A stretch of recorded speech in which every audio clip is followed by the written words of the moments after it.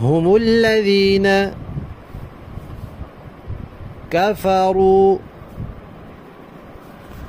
وصدوكم عن المسجد الحرام والهدي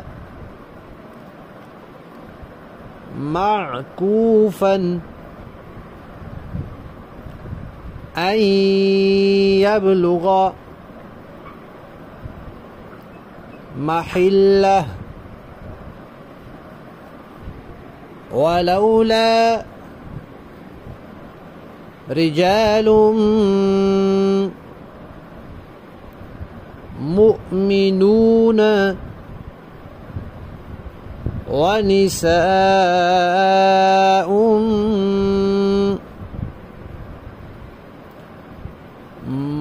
مؤمنات لم تعلموهم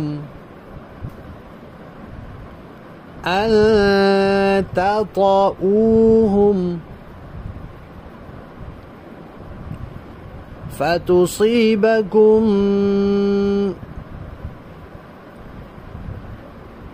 منهم معرة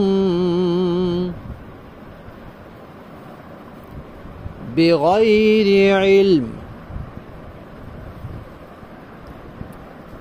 ليدخل الله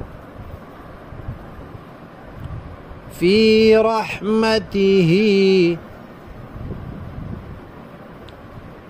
من يشاء لو تزيلوا لعذبنا الذين كفروا منهم عذابا أليما.